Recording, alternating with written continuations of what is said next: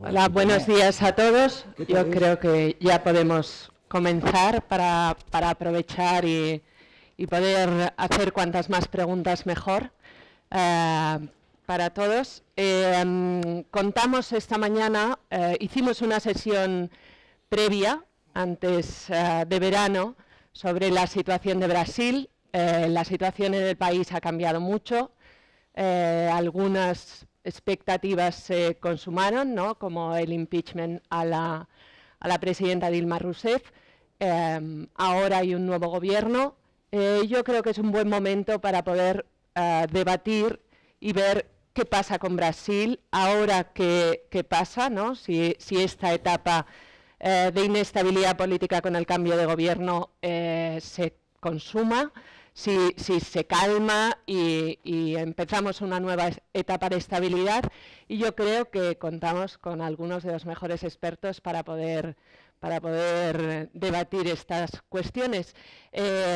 Contamos hoy con Carlos Malamud, que es investigador principal del Real Instituto Elcano, también con Michael Wright, que es columnista y editor para América Latina de The Economist, y con Carlos Alonso Zaldívar, que es investigador senior asociado del Real Instituto Elcano. El formato que habíamos pensado es iniciar, ¿no? Hacer una pequeña presentación por parte de cada uno de ellos, con alguna pregunta que yo lanzaré.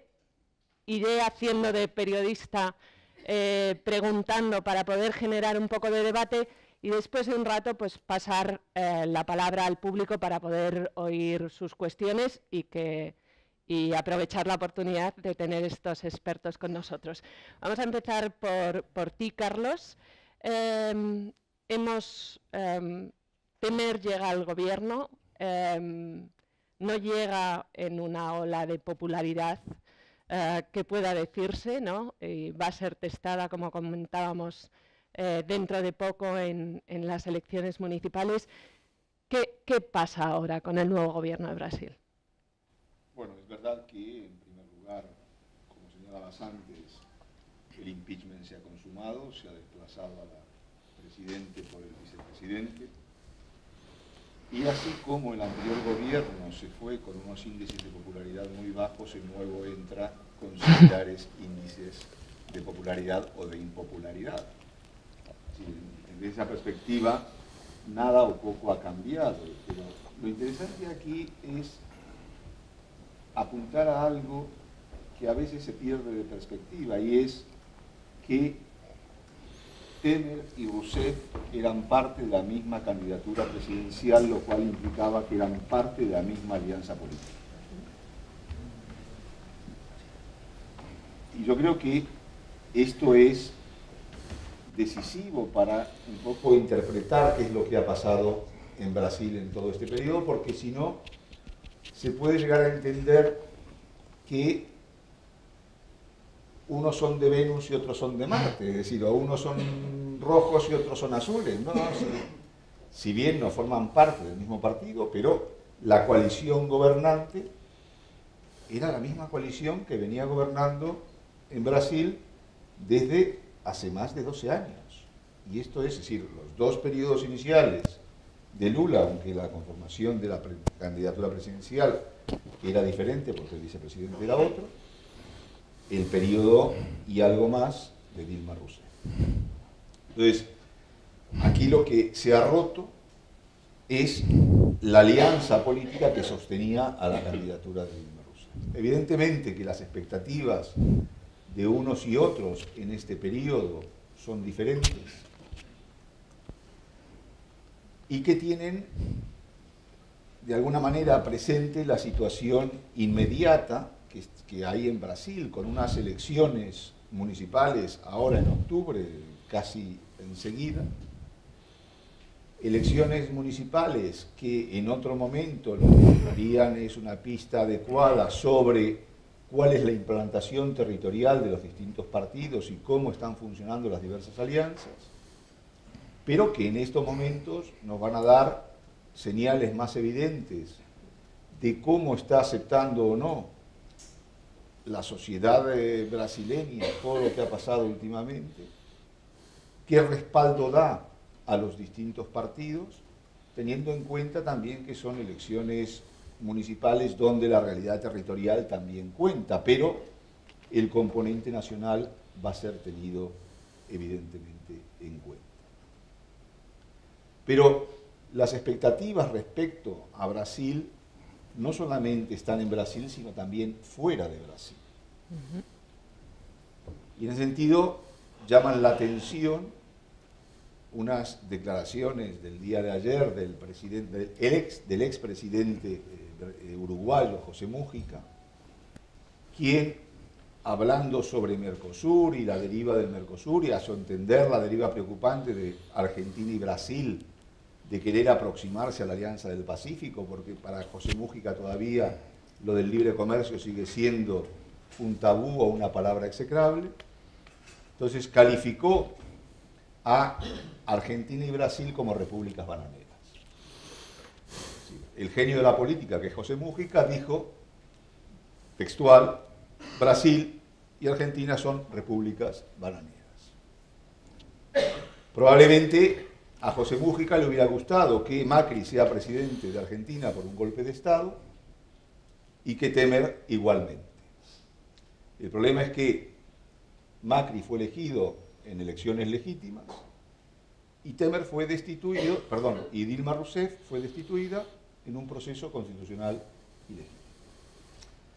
Pero esto nos lleva a otra cuestión, y es que la idea de que todo esto es producto de un complot orquestado por los poderes fácticos brasileños para quitarse de encima la posibilidad de que Lula sea presidente en el 2018, sigue presente. Claro, en condiciones normales, es decir, si la alianza se hubiera mantenido, Lula probablemente hubiera sido candidato en el 2018, salvo que la justicia brasileña, el tema del lavallato sigue ahí presente, salvo que la justicia brasileña diga lo contrario. Pero si hay una responsable de que la coalición de gobierno entre el PT, el PMDB y otros partidos menores haya saltado por los aires, yo creo que fue Dilma Rousseff. Y eso me parece importante. Entonces, en la actual circunstancia, las teorías de que hay toda una casa del hombre contra Lula me parece una gran exageración. Lula de alguna manera está acentuando su victimismo en este contexto, teniendo presente que pende sobre su cabeza, como sobre otros personajes del actual gobierno, del anterior gobierno, de la actual oposición y de la anterior oposición, juicios de corrupción con evidencias importantes. Al mismo tiempo, las evidencias indican que el declive económico, la crisis económica que estaba viviendo Brasil, y con esto termino, volveremos sobre la economía. Ha tocado fondo, y que hay algunos indicios, no de recuperación, pero de que estamos en los comienzos de algo que podría denominarse de esa manera. Con el escenario que ha descrito Carlos, hoy, para distinguir un Carlos de otro, y con permiso del afectado, vamos a llamarle Zaldívar, ¿qué implica eso para la estabilidad? Es decir, parecía que una vez... La palabra estabilidad me basta. Esa es clave para poder hablar de mañana. Entiendo que el debate está orientado hacia adelante, ¿no? Y ahora qué. Claro. Pero no se puede decir, ni siquiera reflexionar sobre lo que ahora va a ocurrir sin saber cuál es el fondo de lo que ocurrió. No voy a contar la historia pasada, que discrepo enormemente como de costumbre, por eso nos une una intensa amistad con Carlos. Voy a contar solamente mi experiencia. Cuando yo fui nombrado embajador en Brasil, 1 de enero de 2009, pues llegué al país, claro. Yves, que es nuestro embajador en Francia aquí, no había llegado todavía, pero allí nos conocimos. Y como todos los embajadores hacen, pues me dediqué a las preguntas clave que tiene que responder un embajador. ¿Quién manda y cómo manda en este país? Aparentemente esto es una pregunta sencilla. La contestación de Carlos es académica. Oye, la Constitución, las leyes, el poder siempre es muchísimo más complejo que cualquier ley, que cualquier Constitución, que cualquier historia. Entonces yo veía que a diario surgían escándalos, ¿no? Procesos, robos, cosas, etcétera. Y bueno, pues fui investigando y en un momento llegué a acumular información que me mostró que la mayoría de los miembros del Parlamento, bien sea la Asamblea o bien fuera el Senado, estaban imputados o procesados, por usar nuestro lenguaje que no es exactamente el de allí. Yo quedé impresionado, pero no tanto por eso, porque, en fin, sino porque todo seguía funcionando con normalidad. Entonces mi pregunta de fondo era, ¿cómo funciona este país que puede tener al Parlamento mayoritariamente imputado, como por ejemplo era el Senado que ha hecho la destitución de Dilma? Dilma no estaba acusada más que por una irregularidad administrativa que daba base legal al impeachment, etcétera, pero nada de dinero. Y la mayoría de los que la han juzgado están imputados o en proceso de desarme. Bien, entonces yo descubrí algo básico. El sistema político brasileño necesita corrupción para funcionar.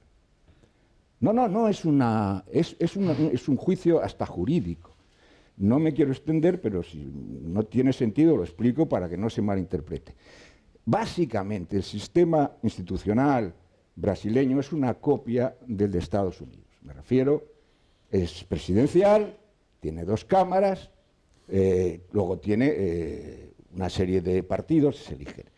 El sistema americano suele estar afectado y se le critica por lo que se llama pork barrel, ¿no? Es decir, porque en cada sitio pues, se compra y se vende un voto por una cosa o por otra.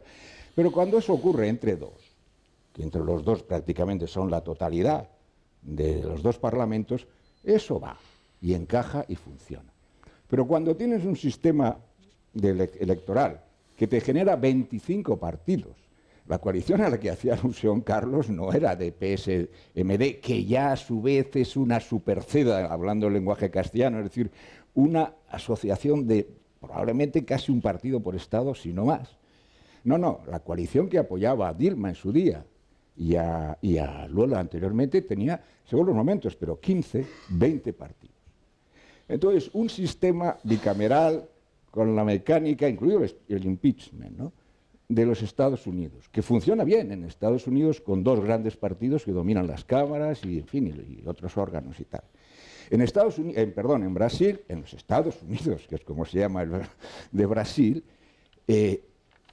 hace imposible gobernar porque cada voto, cada nombramiento se vende y se compra. Y esto puede tener picos aquí o picos allá, y da como resultado lo que he dicho. El sistema funciona incluso cuando la mayoría de los diputados o de los senadores están procesados, que es lo que hoy también ocurre.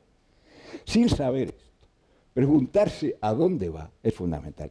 Yo me voy a callar, aunque tengo cosas que decir, mientras esto que acabo de enunciar no se corrija profundamente. Y es difícil, porque tiene implicaciones constitucionales, por entrar solamente en la parte político-institucional. No quiero decir ya las implicaciones que tiene económicas.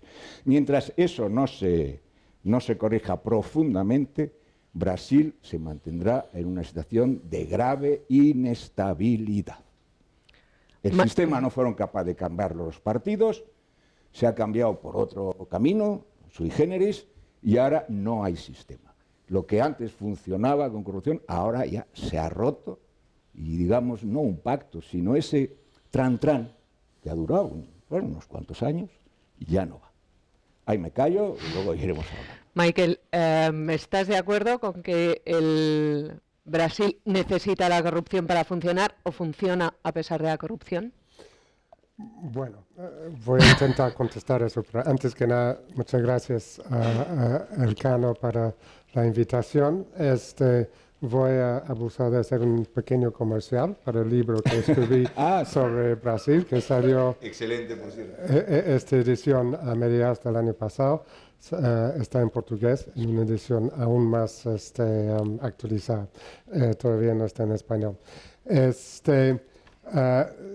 Hace unos meses me mudé a instalarme, a vivir en Madrid, entonces ya escribo sobre España, además de sobre América. Y una cosa que me llama la atención es que para Brasil por lo menos tenía un gobierno, ¿no es verdad? O sea, el vacío de de poder real que había en Brasilia por más de un año fue intolerable para Brasil. Y eso es lo que en el fondo estaba detrás del impeachment. Y voy a decir un par de cosas sobre el impeachment para poder entender a dónde va Brasil en este momento, ¿no?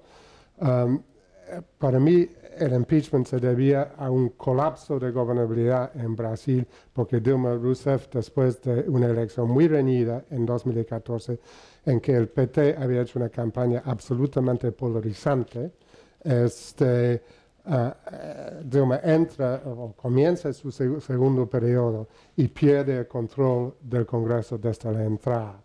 El Congreso de Brasil puede adolecer de muchas fallas, como indicó Carlos, pero es una herramienta, una institución central en el gobierno de Brasil y lo ha sido desde el siglo XIX y el imperio.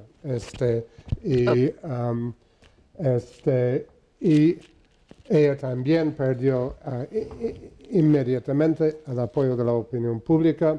Ya para enero de 2015 su popularidad estaba en 20-15%. ¿Por qué? Porque había estallado dos tendencias fundamentales de esta etapa democracia brasileña. Uno era el incremento incesante en el gasto público primario, que fue del 22% del PIB en 1991 a 36% en 2014-13. ¿Y por qué expandió tanto? Porque los gobiernos, tanto de Cardoso como de Lula y de Dilma, expandieron la provisión social en un país muy desigual, que era muy loable.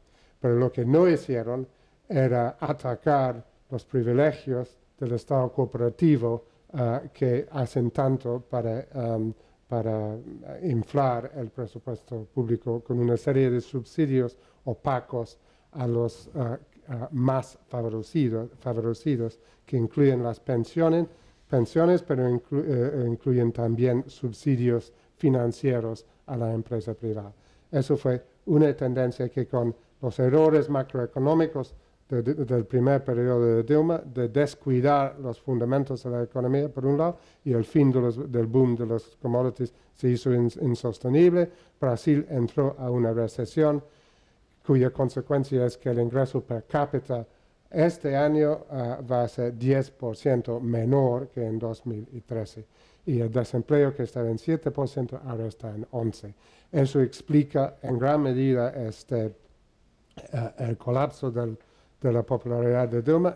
El segundo factor fue la corrupción, centrado en Petrobras y la investigación conocida como Lava Jato, que tiene que ver en parte con el colapso del sistema de gobernanza llamado presidencialismo de coalición en Brasil, que funcionó muy bien para dar estabilidad al país por mucho tiempo, pero se hizo insostenible porque había incentivos para la fragmentación permanente del sistema político, con ya 22, 25 partidos en el Congreso, y el costo presupuestario y político de eso se hizo cada vez mayor. Dilma no lo manejó bien, un Lula, un Cardoso lo hubiera manejado mejor, pero el resultado fue que ese colapso de gobernabilidad que terminó en el impeachment, que fue la solución más divisiva para solucionar ese problema. Porque mejor hubiera sido la renuncia de Dilma o una nueva elección. Una nueva elección constitucionalmente es muy difícil en Brasil, salvo que el Tribunal Electoral lo hubiera ordenado y no lo ordenó. Y es divisiva. La gran mayoría de la opinión pública quería que Dilma se vaya, un 60-70%, pero un 30% no. Entonces, el gobierno de Temer tiene que lidiar con ese 30%. Y para mí tiene dos tareas, o tres tareas fundamentales. Uno es construir legitimidad y credibilidad al andar. y está ya empezando a hacer eso, ¿no? Y eso pasa por una recuperación económica que necesita en su turno un comienzo de un esfuerzo legislativo para controlar el gasto público, para permitir una caída en la tasa de interés y una recuperación de la confianza empresarial. El segundo el segundo reto es qué va a pasar con Lava Jato y la investigación de corrupción. Hay presiones en el Congreso para restringirlo, que sería fatal. Por otro lado, hay por primera vez se nota en los últimos tiempos, una cierta exageración justicialista de parte de los fiscales, sobre todo, ¿no? Y bueno, podemos hablar del caso de Lula, pero yo pienso que hay una exageración ahí, que también va a ser divisiva. Y la tercera tarea es efectivamente la reforma política. Hay un proyecto de ley en el Congreso que fijaría un umbral de votos para entrar al Congreso y prohibiría la formación de coaliciones electorales, dos instrumentos para desincentivar la multiplicación de partidos y más bien incentivar su fusión y su consolidación. Voy a dejar para otra ronda la respuesta a tu pregunta. No, pero mencionabas como el colapso de la gobernabilidad con Dilma, con la presidenta Rousseff, se había basado no en los problemas de gestión económica, en la corrupción, en la pérdida de apoyo social. Y yo quería preguntarte, Carlos, si ahora el Supremo autoriza investigar al presidente Temer con el caso Petrobras, esos problemas de corrupción siguen ahí, la pérdida de apoyo es evidente. ¿El futuro de Temer pasa solo por éxito económico? Bueno, el caso Lava Jato inunda todo el panorama político, es decir, no solamente... Menos a Dilma. No. Dilma no está tocada por el caso, está únicamente,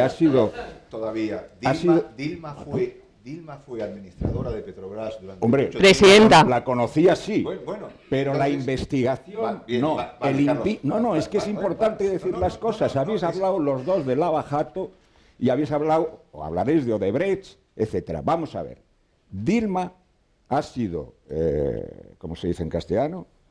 En fin, ¿Presidenta? ha sido relevada de su puesto en función de una irregularidad en las cuentas públicas, que efectivamente la Constitución brasileña autoriza a que se trate por la vía en que ha sido tratada, sin ninguna consideración de corrupción, ni con Odebrecht, ni con Petrobras, ni con Lava Jato, ni con nada. Ha sufrido un juicio político y lo ha perdido. No ha sufrido un juicio por corrupción en ningún sentido. Esto Dilma, o dicho en portugués, Dilma. Lula, en estos momentos, después de que el otro día el fiscal del juzgado de abajo, de Porto Alegre, ¿no? De Curitiba, que es el que le está procesando, presentara en rueda de prensa un esquema con Lula en el centro. Aquí Odebrecht es una de las grandes constructoras brasileñas, constructora grande en Brasil a nivel mundial, importante, también hay cosas feas, bueno, todas las cosas feas y flechas. Dice el fiscal en su presentación que Lula ha sido el capo coordinador, el comandante en jefe de toda esa red. Pin. Llega el papel al juez, la acusación, y no hay nada. Se le acusa de haber recibido un donativo a precio de no se sabe qué, de una casa que vale $1 millón en un pueblito cerca de donde él vive, en fin, donde él nació y tal. Él niega que la casa sea suya, lo cual es muy fácil de comprobar. No es suya, eso ya lo sabe también el fiscal y el juez, por eso el juez en el propio acto de de decir que el proceso siga, dice, las pruebas son discutibles, pero como no se trata de resolver, se trata solo de que proceda el proceso, estoy de acuerdo en que proceda. Lula, cuando dejó la presidencia, yo todavía estaba allí, tenía un patrimonio de 0,57 millones, o sea, de 570.000 euros. Euros no, probablemente dólares. Bien.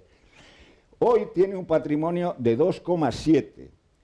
Ese ingreso, él lo justifica por las conferencias que ha dado por el mundo, partiendo de una fundación que ha creado, como hacen, en fin, no tengo que decir quién, ¿no? Todas cantidades, presidentes o de figuras de relieve. Si a 2,7 se le quita los 6, queda 2,1, 2,1. Si se divide por el número de conferencias que ha dado, que son 35, cobra menos que yo en alguna conferencia. Aquí no cobro nada, ¿eh? O sea, ni Dilma, ni hasta el momento Lula están imputados en nada que tenga que ver ni con Odebrecht, ni con Petrobras, ni con Lava Jato. No. Uno, por haber recibido de otra pequeña compañía, también constructora, una casa que dice que se la han regalado y él dice que no es mía. Habrá un título de propiedad, habrá un registro, ¿no? Eso, Lula. Que salgan más cosas, oye, yo no pongo la mano en el fuego ni en Brasil ni aquí, por nadie. Pero, en fin, eso Lula. Y Dilma no ha sido condenada ni acusada de nada que tenga que ver con la corrupción.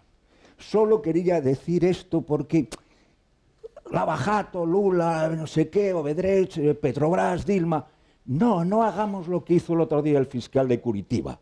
No pintemos a Lula en el centro de un montón de cosas horribles, digamos que él es el comandante en jefe y cuando presenta la acusación resulta que no hay nada de eso. Hombre, por Dios. En este caso estábamos hablando de Temer y el caso Lavallato. O sea, porque está autorizada la... Que ha habido y sé por qué he hecho la mía. En todo caso, me parece que era importante esclarecer eso. Pero no repartamos bulas ni de culpabilidad ni de inocencia. Yo no he repartido ninguna bula. Es lo que estás haciendo. Yo no, he explicado de qué están acusados. Perdona, yo no he acusado a nadie de estar implicado en nada. Quienes acusan son los fiscales y quienes juzgan son los jueces brasileños.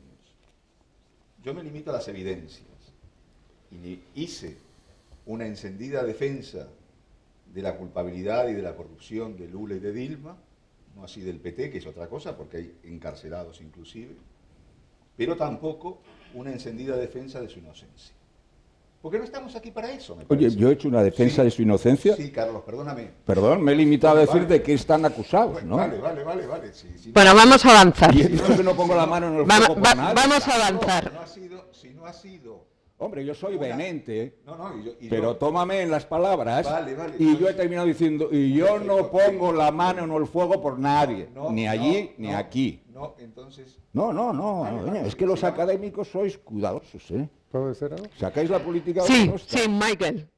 Adelante, mira, vamos a animar esto. Tiene toda la razón que Dilma no está imputada por corrupción y yo personalmente pienso que no hay ninguna evidencia que ella es personalmente corrupta. Ha sido más lejos que yo, fíjate. Pero ella fue la presidenta del directorio de Petrobras cuando todo este esquema fue montado y fue presidenta de la República cuando seguía.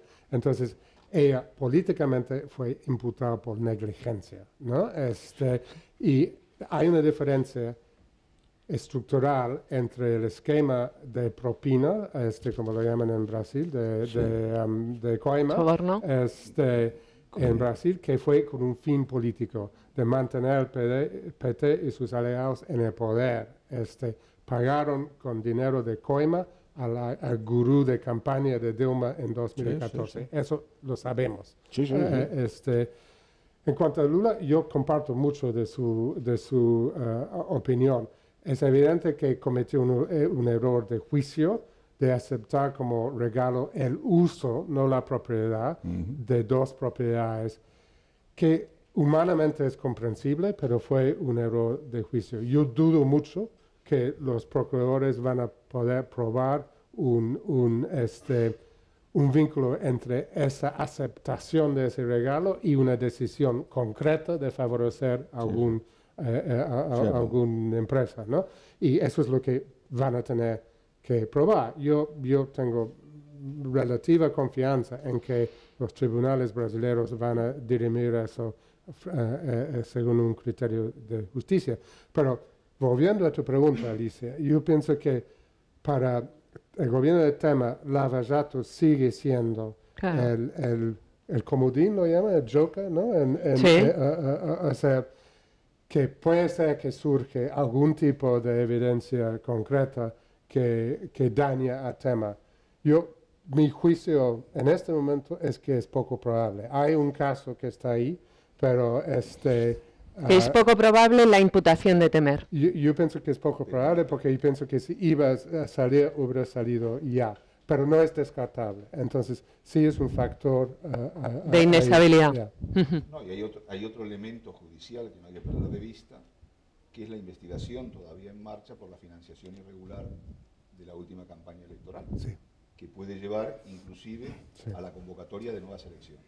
Pero lo dudo mucho porque son muy timoratos, ¿no? Yo también, pero ahí en la acusación de financiación irregular de la campaña electoral están implicados Temer, pero también Dilma.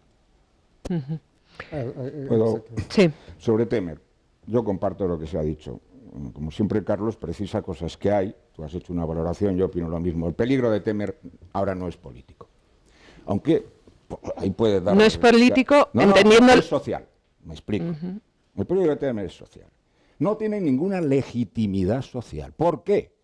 Porque acaba de presentar un programa socioeconómico que no figuraba, no ya en el de su partido cuando se presentó, sino en ninguno de los partidos. O sea, un señor que hereda sin legitimidad popular, electiva, la presidencia, saca un programa, voy a parar en un par de puntos del programa, seguro que tú lo conoces con más detalle que yo, saca un programa que va de frente con todo lo que se dijo por todos los partidos, unos más y otros menos, cuando se eligió la primera presidencia, y lo quiere aplicar en 2 años. Vamos a ver. Eso carece de toda legitimidad social. No se le puede llevar a ningún sitio con eso, pero yo no sé si hoy la opinión es 60, 30, 30, 40. Solamente la presentación del programa ya ha levantado ampollas. Ni siquiera está aprobado todavía, pero lo ha presentado. No digamos si se llega a aprobar.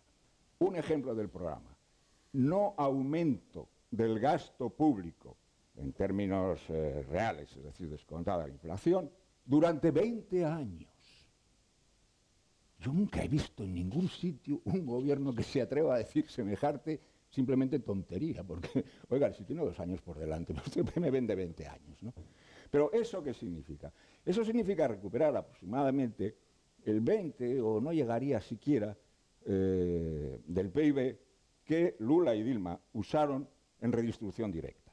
El programa económico de Lula no es ningún secreto. El programa económico de Lula era estándar de la socialdemocracia europea con una variante. Además de impuestos y a través de eso redistribuir pues, en pensiones, en fin, en educación, en sanidad, etcétera, él partiendo de una idea que es obvia, de que las diferencias sociales en Brasil no se comparan con las de Europa. Claro, tiene mucha gracia, aquí nos quejamos de la tensión social y es verdad, pero vete a Brasil, o sea, claro, esto no es nada.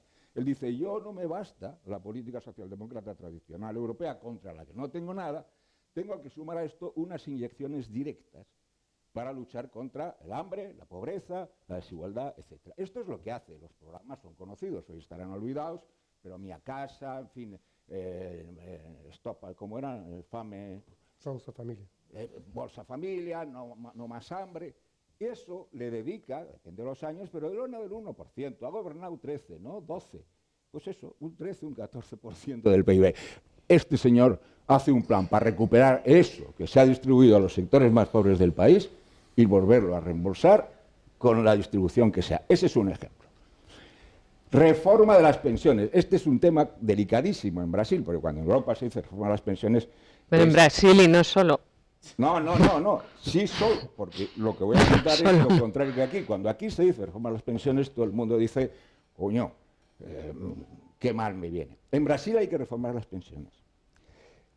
Los jueces, los fiscales, todo el aparato jurídico, tiene unos sueldos que dejan cortos a los de Europa. Punto 1. Se pueden jubilar a los 55 años. Punto 2. Cobran el salario entero. Punto 3. Punto 4. Pueden seguir trabajando. Esa es la reforma de las pensiones que hay que hacer en Brasil, que suma una pasta. ¿Es esa la que ha dicho Temer? Cuidado. Ha dicho dos cosas. Hay que recortar, alargar, mejor dicho, la edad de jubilación. Esto les da igual, porque se pueden jubilar a los 55, se le a los 60 igual y pueden seguir haciendo lo mismo. Ahí sí que es tipo europeo. Ahí sí que a la gente más modesta, más sencilla, pues le agarra y le complica.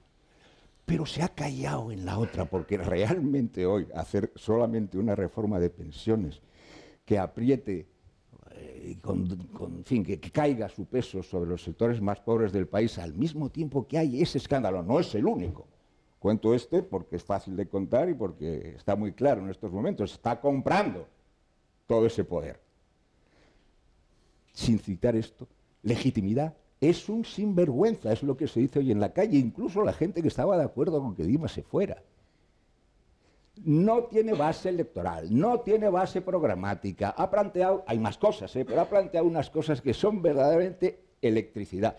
Él quiere crear un clima interno y externo que le arrope 2 años y marcharse. Eso es todo lo que hay. O sea, no está buscando la reelección. Ha dicho que no se presenta, hombre, ya la inteligencia de él, que es muy grande, llega hasta ahí, desde luego. Bueno, veremos. Vamos sobre.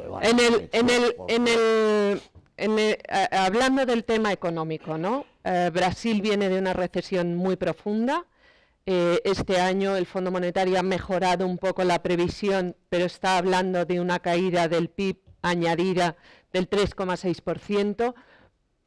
Prevé alguna mejora para el próximo año, pero esos planes de reforma, esas medidas, ¿cómo lo veis? O sea, ¿creéis que Temer va a ser capaz de reactivar la economía brasileña, que igual que la española puede seguir sin gobierno, o cómo? Hay varias cosas en todo esto, ¿no? La primera, la necesidad de el ajuste en Brasil y un duro ajuste, sobre todo en las cuentas públicas, no es una novedad del gobierno de Temer.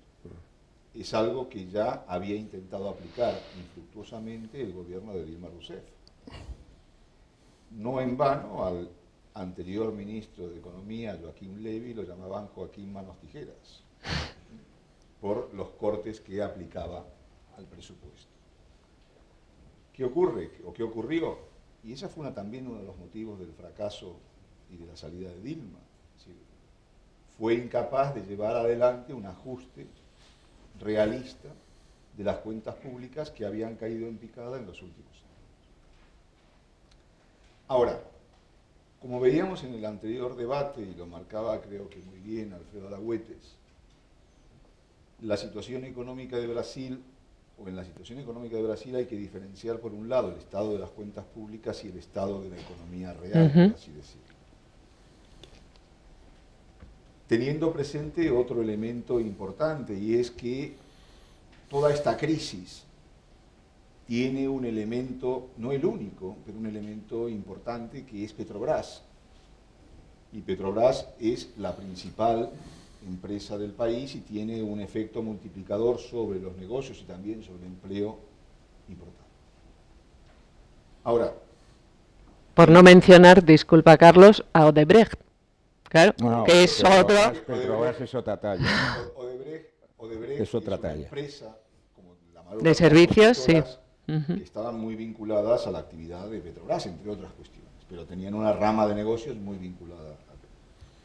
Pero en la crisis brasileña, todo el aparato productivo, salvo hidrocarburos, pero todo el aparato productivo, sobre todo privado, ha salido indemne. Y lo mismo se puede decir del sistema financiero, que no ha sido golpeado seriamente por la crisis. Entonces, esto da a la economía brasileña unas posibilidades de recuperación, sorteadas los problemas del sector público y fiscales, que son importantes, y eso es lo que permite precisamente que se estime que a partir del año próximo el decrecimiento va a ser muy inferior o casi cero y que vamos a estar en una coyuntura diferente. ¿Y cómo van a afectar las reformas que quiere implantar el gobierno Temer? Bueno, hay que empezar diciendo que en cuanto a lo que dijo Carlos, y el plan de tema, que sí es diferente que el plan con que ganaron los dos la elección. ¿Pero por qué?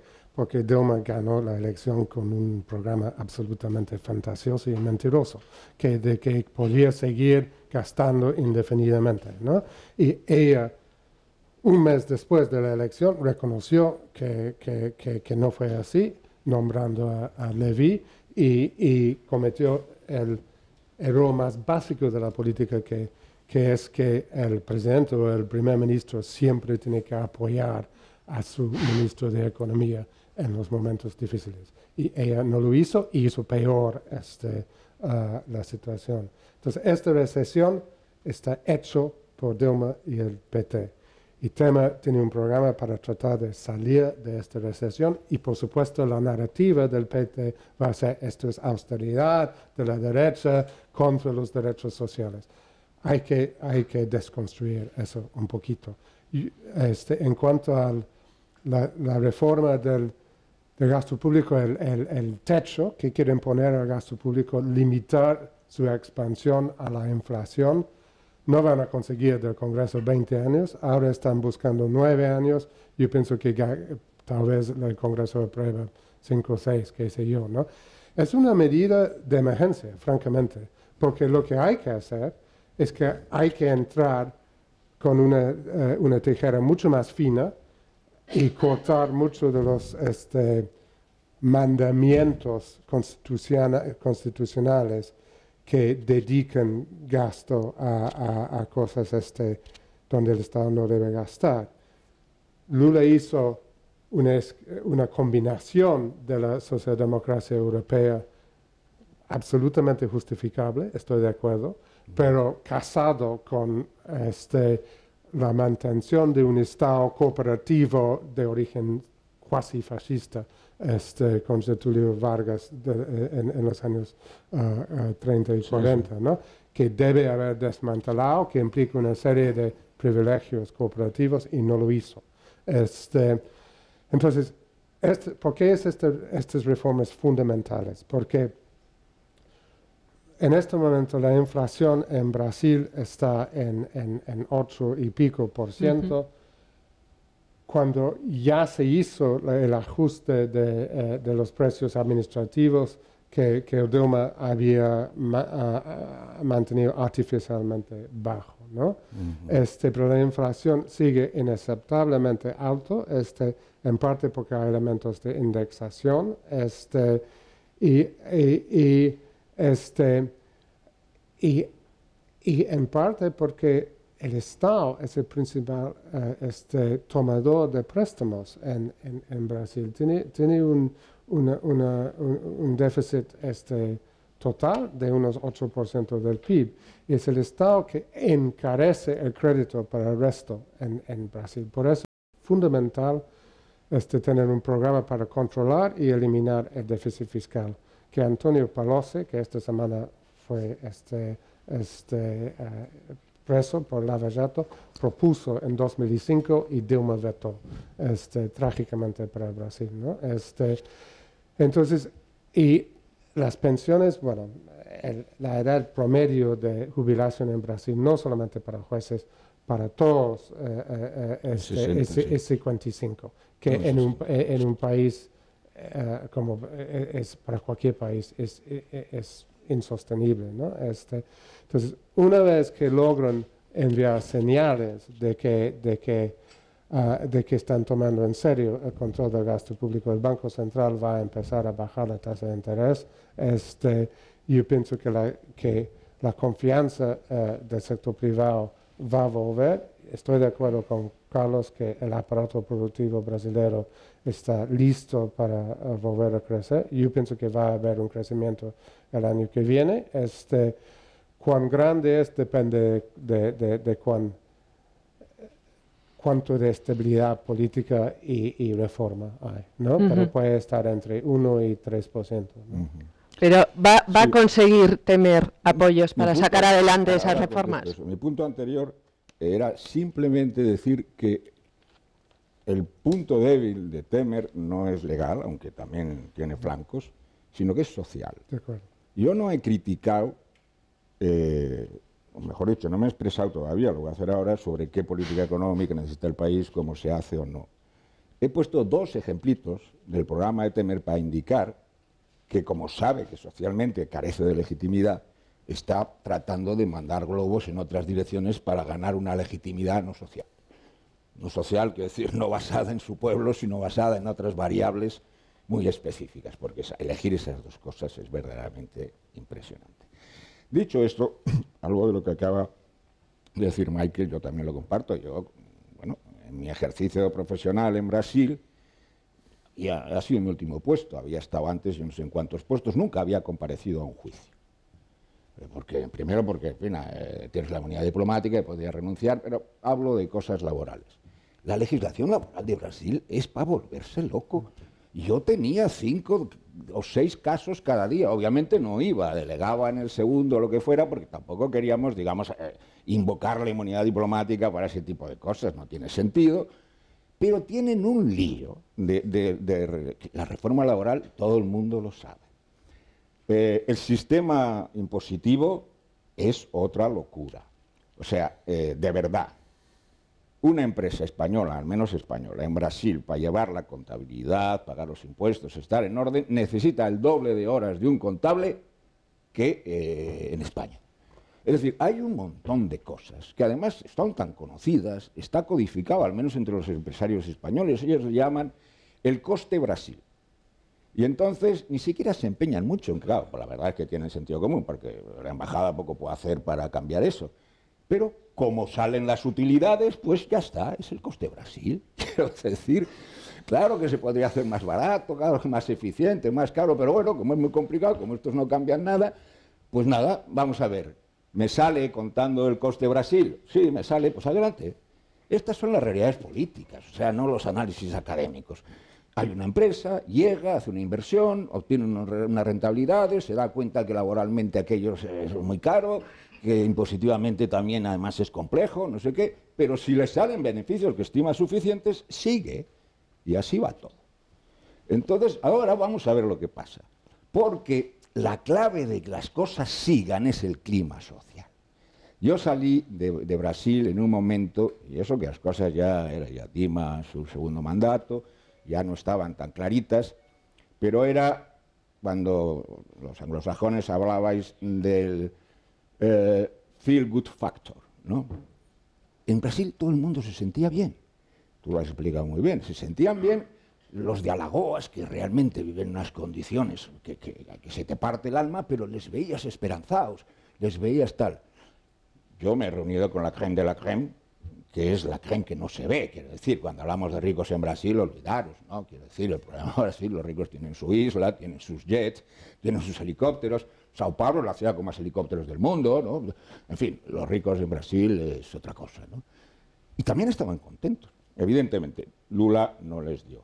Bueno, eso funcionó mientras las commodities dieron de sí. Mientras la exportación de Brasil, que exporta, bueno, la intemerata, diríamos, en un término coloquial, dio de sí. El problema de Brasil, como el problema de todos los países que están entrando al desarrollo, fino emergiendo, que es como se dice ahora, es que necesita inversión privada para industrializarse. Necesita industrializarse para no depender tanto de la materia prima, porque si dependes de la materia prima, pues ya sabes que hoy va bien, pero que otro día va mal. Si no manejas bien ese equilibrio, pues cuando te viene la caída de la materia prima, da igual la macro, da igual lo que haga el ministro. Aquí es que, coño, que te compren, pues no te quiero decir lo que compraban, ¿no? De que cuando yo llegué China no era nada y cuando yo salí China era el primer cliente de Brasil. Eso es lo que determina una economía a largo plazo. A mí no estoy hablando de próximas elecciones y estas cosas, a largo plazo. Este es el problema de Brasil. Para industrializarse hay que ser proteccionista. Brasil, y ese es el otro problema, visto desde el exterior, es enormemente proteccionista. ¿Cómo puede ser proteccionista? Pues como lo fue Estados Unidos tras la Segunda Guerra Mundial, como lo fue el Reino Unido con el pacto colonial hasta que no pudo o le interesó dejar de serlo. No se industrializaba un país en el mundo en serio sin protección. Claro, ni puede ser absoluta, ni puedes abrirte. Ahí es donde vienen los equilibrios difíciles que está haciendo Brasil. Brasil necesita capital extranjero. De hecho, el proteccionismo, dices, ¿va contra eso? No, cuidado. Las empresas españolas se van allí porque es la única manera que tienen de vender allí. Si tú quieres vender, hay 1000 dibujos, hacen los números y dicen, coño, yo me implanto allí, produzco y vendo y me hago con el mercado. Lo han hecho las que tienen más fácil, los servicios, básicamente. ¿Cuál es el negocio de Telefónica y el negocio del Santander en Brasil? Bueno, yo tenía que tratar con ellos día a día y no quiero decir lo que aprendí, además todo bueno. Entonces, es muy sencillo. Lula mete 40 millones, 30, me da igual, de nuevas personas a la clase media. Ojo, clase media en Brasil no tiene nada que ver con sociología, ni mucho menos con política, es decir, está tasada cuantitativamente por franjas de renta del trabajo, no del capital, y entonces hasta aquí es baja A, luego baja B, bueno, sube eso. Pero ¿cómo avanzamos? Quiero decir, las reformas No, que quiere... reformas. Bueno, las que ha planteado Temer. No. ¿Qué reformas las que ha planteado Temer? ¿Va a ser No capaz estoy para diciendo el avance de sacar Brasil, adelante? El avance de Brasil, las reformas de Temer. Si vuelve a tirar de arriba China, ni Temer dice me quito las reformas, porque tienen ya un tran que con eso les basta. Que mira, esto de la macro es para llenar periódicos y facultades. Hace muchos años Krugman explicó claramente, el peor gobierno hace que una economía crezca entre 1 y 1,5 menos de lo que podría crecer. El mejor hace que crezca entre 1 y 1,5 más. Peddling Prosperity es el libro. Y entonces dice, no hay más que una excepción en la historia del mundo. Argentina, que ha conseguido bajar 30 años seguidos. La macro es eso, oiga, pues uno para arriba, uno para abajo, acá me va bien, aquí me va mal. Eso es la macro. Ahora, joder, la macro, fíjate, la macro, bueno. Entonces, ahí no estamos en macro, ahí estamos en estructura. Necesitan capital, necesitan infraestructuras, otra visión clara de España. OHL aquí hará chapuzas, pero allí ha hecho unas obras que le rentan, que van y que funcionan. Entonces, estaba con el Santander. Si tú metes 20 millones de personas que están en la irregularidad simplemente a la economía regular, esos 20 millones se acercan a un banco, puede ser el Santander u otros, y dicen, oiga, yo tengo una nómina, quiero una cartilla o una tarjeta de crédito. No faltaba más, no tienen que hacer nada, masas. Quien habla de tener una tarjeta de crédito, habla de tener un telefonino, eso es Telefónica. El problema de Telefónica es que tenía tal demanda que no hacía inversiones suficientes para mantenerla. Yo he tenido que comparecer al Parlamento brasileño con Telefónica. Telefónica era la compañía, y sigue siendo, más protestada, con más querellas, con más cosas de todo Brasil. Normal. Telefónica tiene 80, 90 millones de clientes en Brasil, 2 Españas, quiero decir. Entonces, claro, pero era lo mismo, vienen. Estas son las claves profundas del país. Hacer una buena macro, ayuda, claro que ayuda. Hacer un buen no sé qué, ayuda. Pero en 2007, que no es macro ni micro, sino que es estructura, cae un sistema, aguantan, pero luego cae. China cambia de tal, Brasil es un país rico, es un país formal, es un país inteligente y dentro de poco estará todavía mucho más por encima de España de lo que ya está. Bueno, después de esta exposición donde da igual que haya gobierno o no, lo cual nos alivia para la situación española, quería puntualizar, nada, en España total, quería hablar, antes de dar paso al público, quería hablar de la relación con los vecinos, ¿no? Temer se estrena en la ONU, un gran bloque de países latinoamericanos se levanta cuando se va a ir. No, para cerrar un poco este debate, antes de dar paso a las preguntas, bueno, es verdad que sí, ¿cómo condiciona? ¿Cómo puede afectar? En realidad, todo esto no empieza en Naciones Unidas, sino que es previo a la Asamblea General de Naciones Unidas. Sí, claro. Cuando se produce el impeachment, ya Venezuela retira su embajador en protesta por lo que llaman un golpe de Estado. Esa posición es secundada con distintos matices y conductas por básicamente el conjunto de los países bolivarianos. Hay protestas de Ecuador, de Bolivia, de Nicaragua y de Cuba. Insólitamente, y diría incomprensiblemente, en la Asamblea General, quien también se levantó fue el presidente de Costa Rica, lo cual fue toda una sorpresa. Pero, de alguna manera, esto tiene que ver con dos cosas. Por un lado, la elevada o excesiva cercanía de los gobiernos del PT con el bloque bolivariano. No en vano, en su momento, el presidente Lula dijo que Hugo Chávez había sido el mejor presidente que había tenido nunca Venezuela. Afortunadamente no tuvo que repetir lo mismo para Maduro, ni Dilma Rousseff se vio en semejante tesitura, porque si no se hubiera cumplido la profecía del gran vaticinio. Pero eso por un lado, y por el otro lado el cambio que ha introducido José Serra desde su llegada a Itamaraty en la relación con los países del vecindario y sobre todo en la relación con Mercosur. No olvidemos que detrás de esta postura muy dura de Venezuela está todo el tema de la presidencia pro tempore del Mercosur, que le correspondía este semestre a Venezuela. Paraguay en primer lugar, pero también Argentina y Brasil se oponían a que Venezuela ejerciera esa presidencia. Uruguay tenía algunas reticencias, pero finalmente se sumó al bloque. Y en este momento Venezuela ve cómo no puede ejercer esa presidencia. Entonces, ahí hay una lucha de alguna manera por parte de Venezuela y los países más próximos de seguir ejerciendo una suerte de hegemonía en declive en la región, y el problema es que la política exterior brasileña choca en este momento con esa postura.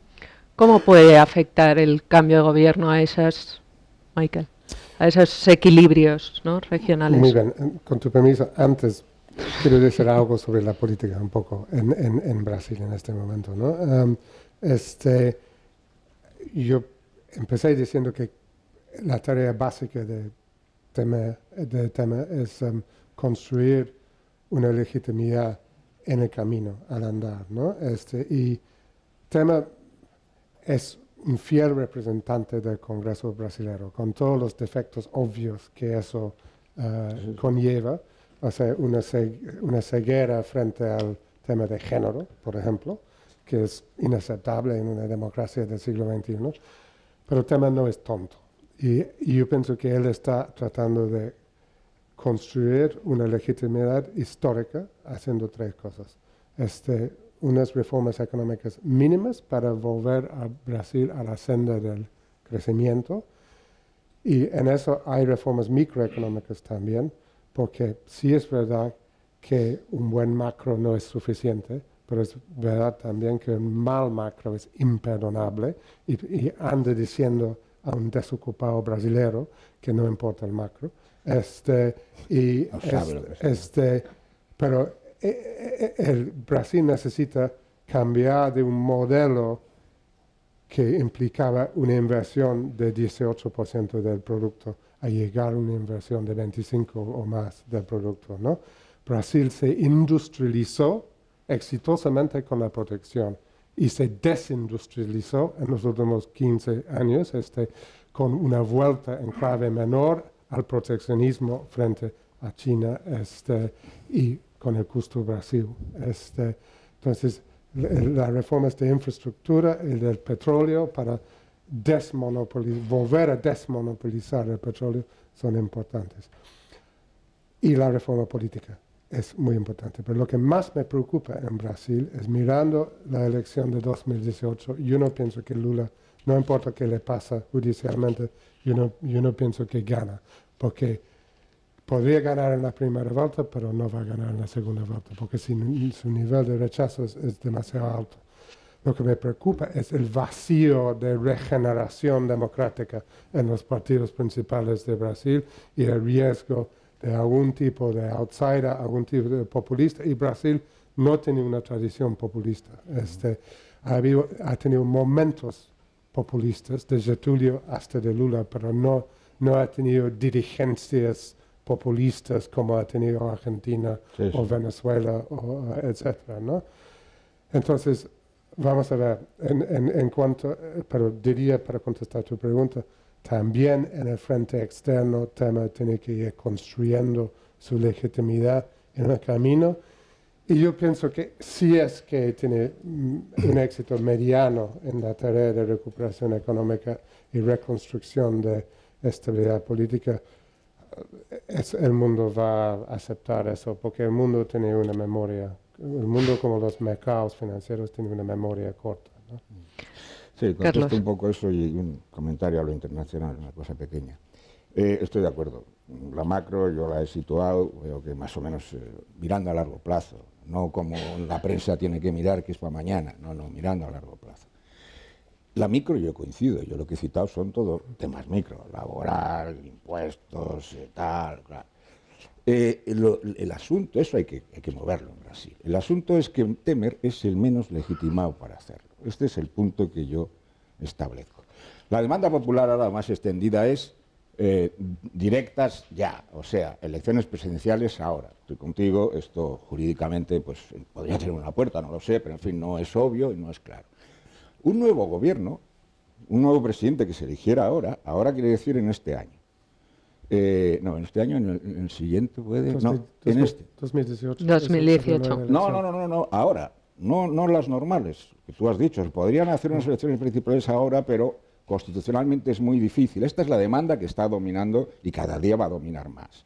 Qué curioso que Dilma no lo recogió antes que fue sacado de la presidencia. Mira, está bien esa reflexión. Además, yo no la había hecho, en fin, no me la había hecho a mí misma, pero tiene algo que ver. Porque eso crearía una nueva legitimidad, incluso para el programa Temer o para otro con otro nombre, claro, porque saldría un presidente elegido y diría, se presentaría con unos criterios y si gana, dice, bueno, yo me he presentado, he ganado y vamos a hacer esto. Y el shock que ha habido ahora, igual era la oportunidad, porque la historia se abre, pasó así a empujones, de arreglar, pues yo qué sé, lo laboral, lo fiscal, una serie de cosas que tienen que arreglar, la micro. La micro, que a su vez luego potencia la macro, claro, pues la macro son micros acumuladas, si es que la teoría es buena, que tampoco eso está claro, ¿no? Pero en fin, ese es un punto fundamental. Pero claro, Temer ya no es juzgado socialmente dentro, y ha dicho que fuera, creo que se ha posicionado con habilidad para tener respaldo, sobre todo para que no le creen problemas, pero dentro ya es juzgado como el traidor. Me da lo mismo que sea un 30 o un 40. Es que el traidor ya da igual lo que haga. Ese pecado no se perdona. Entonces Temer es el traidor, es quien le ha dado la puñalada a Dilma, con la que ha trabajado un montón de años. Claro, lo evocaba antes Carlos, pero como diciendo, bueno, no, el cambio no es tan grande. ¿Cómo que no es tan grande? Es un asesinato por la espalda. Así es como lo vive, no digo ya el militante del PT, sino así lo vive un montón de gente. Pero bueno, por un camino o por otro hay que hacer una serie de cambios. Yo lo que temo es que sería un paliativo, tampoco iba a cambiar todo, pero si ahora se pudieran hacer unas elecciones no se presentaría, además todo eso lo pactan esto y lo que haga falta, no se presentaría Lula, habría, digamos, una persona más blanca o dos candidatos más blancos, saldría Marina da Silva otra vez, yo qué sé, con un programa sensato, es decir, que como tú has dicho, bueno, Dilma presentó uno, pero luego se demostró imposible, ella misma quiso cambiar, ahora le cambia extremadamente. Si saliera elegida, tendría una base legal para hacer cosas que el país necesita desde hace mucho tiempo. Pero eso es muy difícil, yo coincido contigo que es muy difícil, esa es la demanda popular. Mientras eso no ocurra, 2 años de aplicación de un programa que, en definitiva, por su propia naturaleza, no por mala intención, castiga a los sectores más populares, lo que va a hacer es tensar y tensar el país. Por eso he empezado diciendo antes, incluso pase lo que pase, no hay solución mientras no revisen constitucionalmente un sistema que necesita corrupción para funcionar. Si no, no funciona. Yo viví el mensalao, en que gente con la que yo trataba, de CEU y otros, terminaron en la cárcel. No era ningún secreto, había que pagar para sacar los votos. Siempre se había hecho, se hizo, se descubrió, se llevó a los procesos y acabaron los que acabaron. Eso funciona así. No es el único país del mundo, ni mucho menos, quiero decir. Pero allí está institucionalizado. Un comentario sobre los amigos de la... Igual que me río un poco la macro porque mi tarea profesional es mirar lejos, no es cambiar gobiernos, es este país que futuro tiene, España se debe acercar o no acercar. Va a chocar. Brasil tiene una política exterior extremadamente pragmática. Extremadamente pragmática. Esto de los bolivarianos y los no bolivarianos, bueno, lo resumo en una frase. Yo volví a Brasil, viniendo de España, había estado despachando con mi gobierno, tuve una entrevista con Lula y le digo, presidente, le voy a hacer una pregunta que me han hecho a mí en Madrid y que, bueno, pues quiero saber cómo contestaré. Bueno, ¿qué te han preguntado? Pues, ¿por qué usted se ve tanto con Chávez y tal? Y dijo, ¿qué les has dicho? Digo, no, dígame usted lo que opina. Y me dijo, porque es mi vecino. Como tu rey se ve con el de Marruecos, ¿no? Vamos a ver. Para nosotros Chávez en España es increíble, es como un Chávez o Maduro o lo que sea, un drama humano, un problema ideológico, un reto histórico. Oiga, miren, Venezuela es un vecino de Brasil, tienen una frontera complicadísima en medio del Amazonas, bueno, no te quiero contar lo que es eso. Se tienen que ver todo el rato, esté Chávez, esté el otro, el de antes, Carlos Andrés Pérez, esté quien esté, se tienen que ver. Y ya está. Así de sencillo. Lo demás es secundario. Brasil ha tragado ruedas y carros y ruedas con Argentina, porque Brasil quiere, en fin, facilitar Mercosur. Estoy hablando de una cosa que a nosotros nos interesa en cuanto a la negociación que tenemos y que ahora está en buen punto con Europa y Mercosur. Argentina es mucho más proteccionista que Brasil y entonces al final siempre, por un lado los argentinos y por otro lado los franceses se cargan el tinglao. Y Brasil, en los años que yo he estado y he vivido esta negociación, pues siempre ha mediado, siempre ha constructivo y siempre tenía sentido.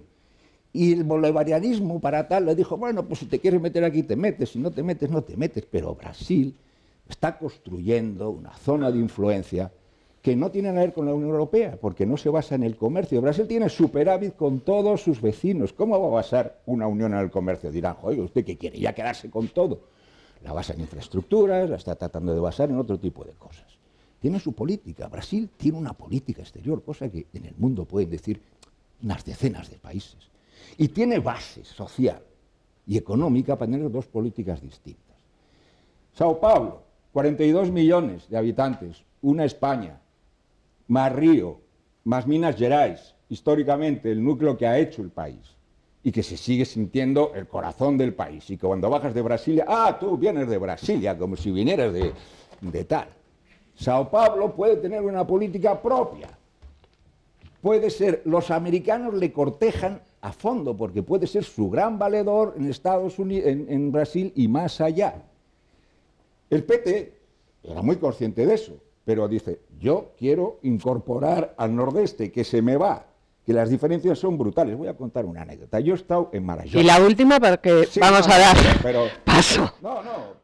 Os hablaba de los helicópteros de Sao Paulo.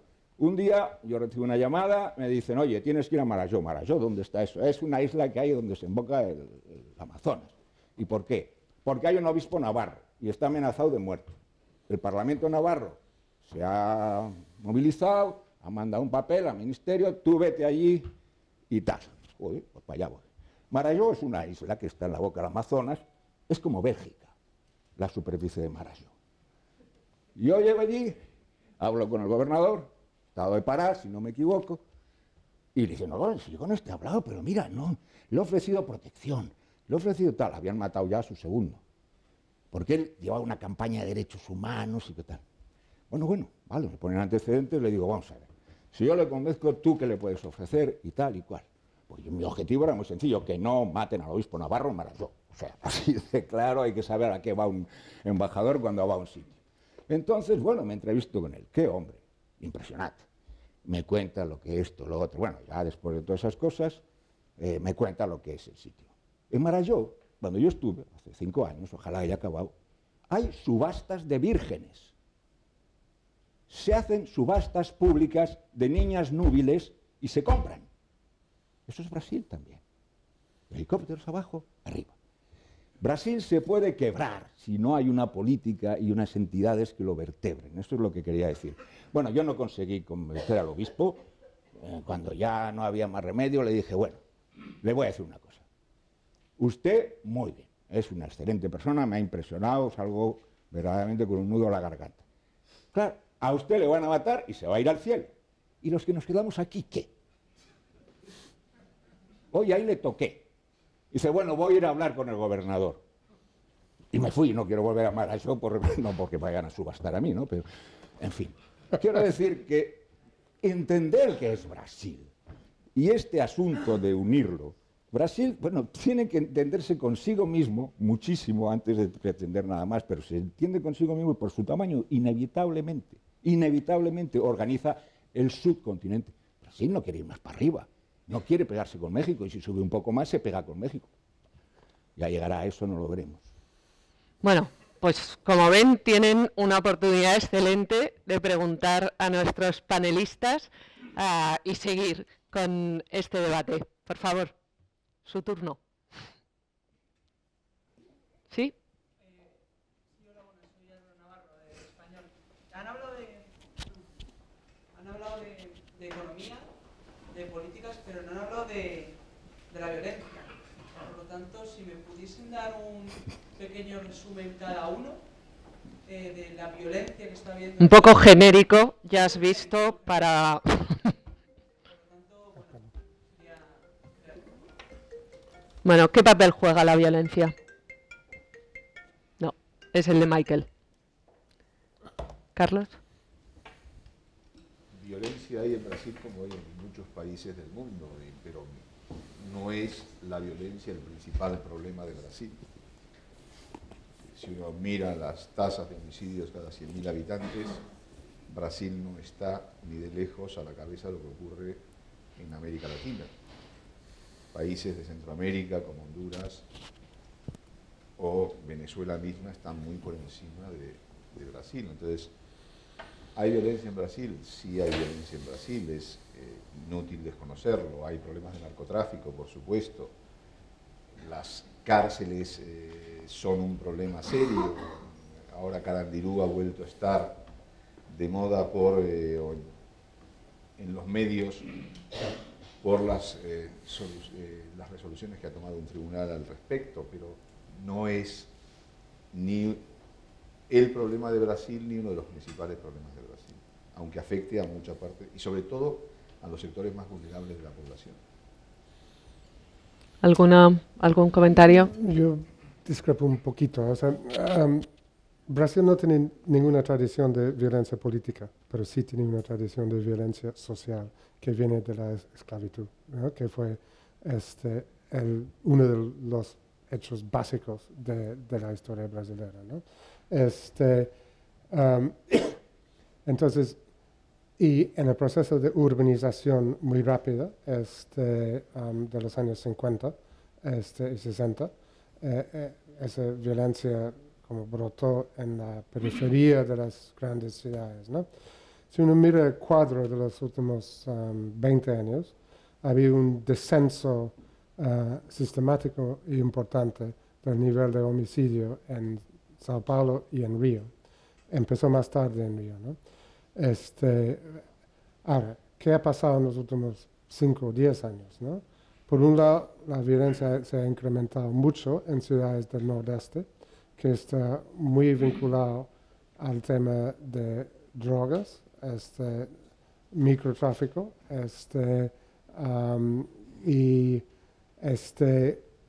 y también en Río ha empezado a subir otra vez.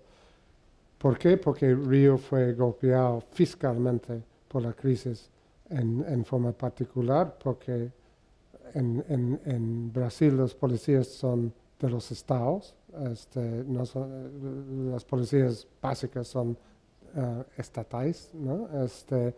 Y el estado de Río dependía mucho de las regalías petroleras, que han bajado mucho, ¿no? Entonces, por eso las manifestaciones de policías que se veían al aeropuerto antes de los Olímpicos, ¿no? Porque no estaban siendo pagados, ¿no?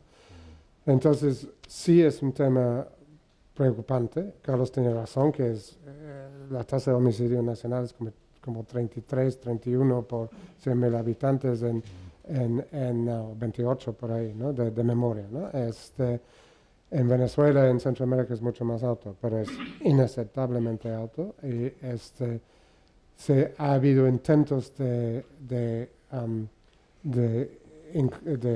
instalar esquemas de policía comunitaria con cierto éxito, sobre todo en Belo Horizonte. Hay que hacer mucho más de eso. Pero para eso se necesita un Estado que deje de gastar en los privilegios y que gaste en lo básico, en mejores servicios públicos, mejores policías. Y eso es lo que los brasileños quieren. ¿Algún comentario? Sí, un añadido, yo comparto lo que se ha dicho. La pregunta ha estado en primera página antes de las Olimpiadas y luego ha desaparecido. ¿Por qué no pasa nada en Río? La delincuencia en Brasil tiene una componente agraria, vamos a decir, y luego otra de las grandes ciudades. Las grandes ciudades, el proceso histórico es que la delincuencia se ha hecho fuerte en las favelas. Las favelas ha habido transformaciones, pero siguen siendo territorio libre del Estado. Hay un par de películas por ahí que lo ha contado con toda la crudeza, lo que esto tiene de bueno, de malo, tiene de malo, más que de bueno si tiene algo. Pero eso también tiene una ventaja, que es que yo me comprobé ahora en las Olimpiadas sin estar, pero comprobé en los mundiales de no sé qué que me tocó estar allí, ¿no? Los mundiales era de fútbol, no me acuerdo. Es muy sencillo, se pacta la paz. No ha pasado nada durante las Olimpiadas. Se cobra y se paga.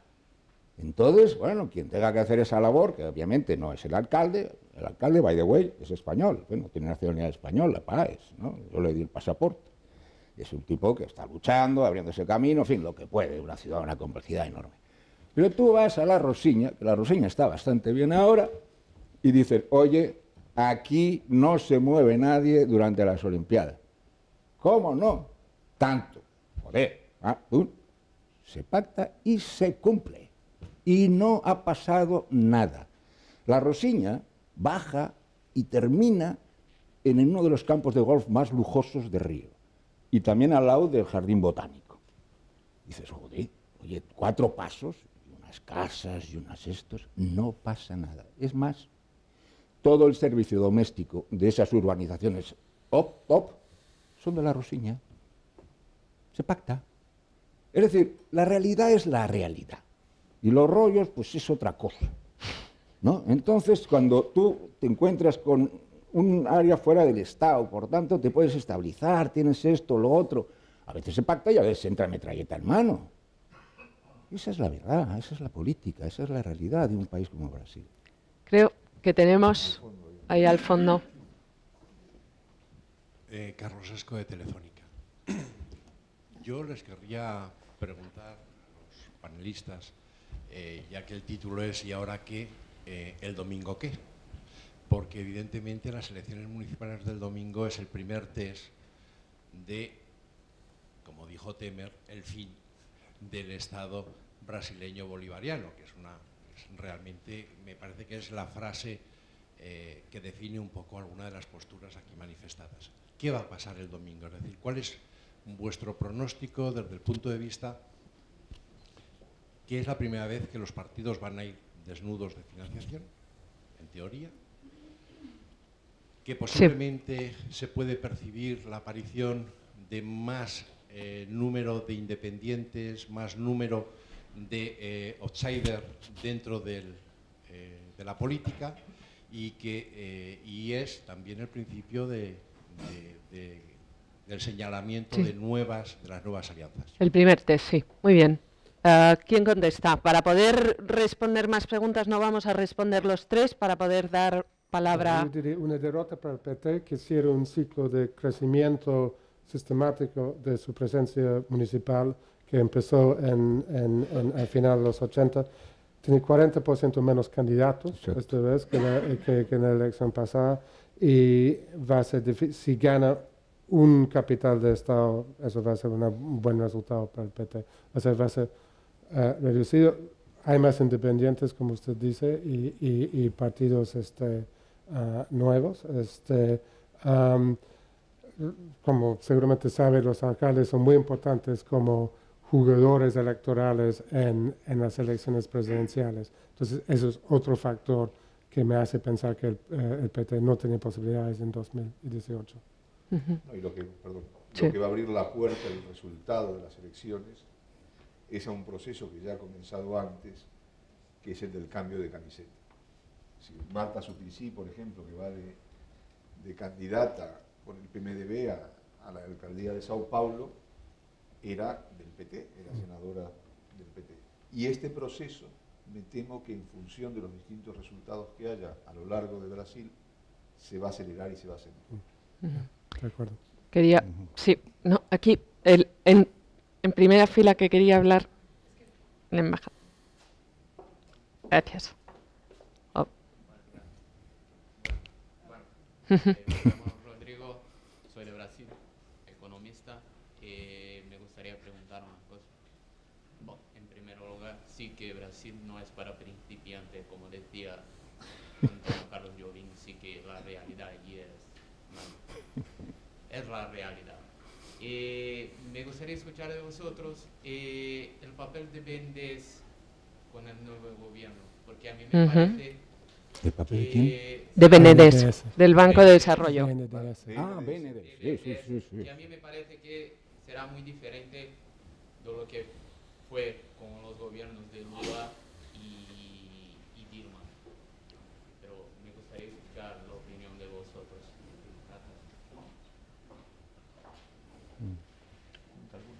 ¿Así? Bueno, juntamos algunas y así, Tú por mandas. favor.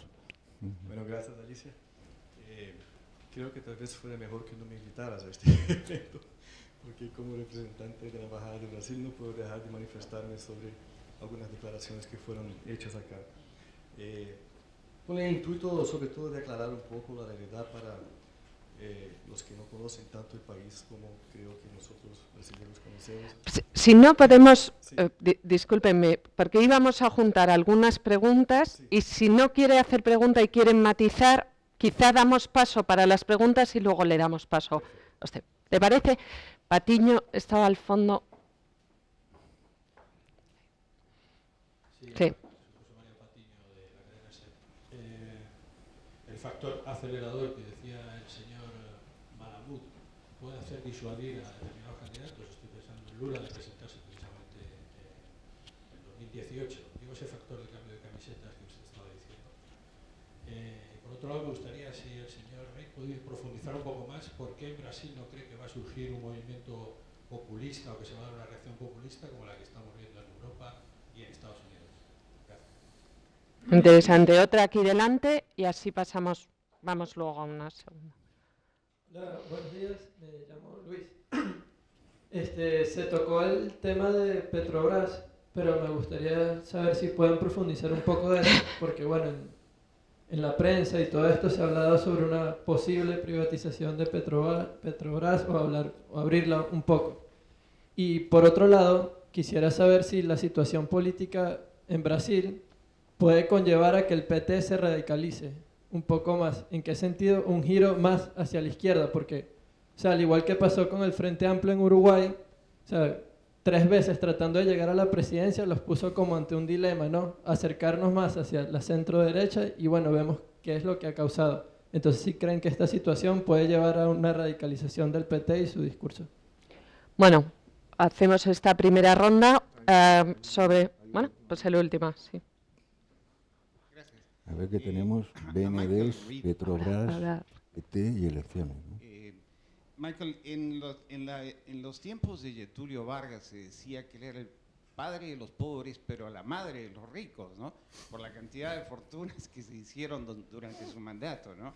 Es que acabo de leer un fantástico libro que me imagino conocerás, que es Brazilianaires, de Alex Cuadros, que fue el corresponsal de Bloomberg en Sao Paulo durante muchos años, y es una historia de los grandes multimillonarios que se han enriquecido durante los gobiernos del PT, y sobre todo está Caíque Batista, y cómo su cercanía a Dilma y a Lula lo ha hecho multimillonario, mientras le duró la fortuna, ¿no? Porque la gran tragedia es que ha quedado totalmente quebrado. Entonces, yo creo que en ese sentido son viejos vicios de la política, porque en este sentido Lula sería una especie de Getúlio Vargas modernizado. Y en cuanto a la integridad de Dilma Rousseff y Lula, el problema es que la mujer del César no solamente necesita ser honesta, sino también que tiene que parecerlo. Es que con Joao Bacari, el secretario, el tesorero del PT en la cárcel, con Joao Santana, el jefe de las campañas de Lula y de Dilma en la cárcel, ¿no? Con Joao Dirceu, no, José Dirceu, que fue su mano derecha en la cárcel, lleva muchos años de cárcel, es difícil no tener dudas, ¿no? Bueno, empezando por el papel de Benedés, ¿quién? Sí, juntamos todos, ¿no? Bueno, muy bien. Brevemente y telegráficamente, todos, para sí. el tiempo, es decir, el BNDES probablemente sí va a haber un cambio en la orientación, es decir, entre otras cuestiones, porque una parte importante de la cartera crediticia se destinaba a proyectos en el extranjero donde participaban empresas públicas, no públicas, sino constructoras brasileñas, y la mayor parte de esas inversiones era en países bolivarianos, quizá por la vecindad, quizá por otras cuestiones, pero el destino era ese, evidentemente.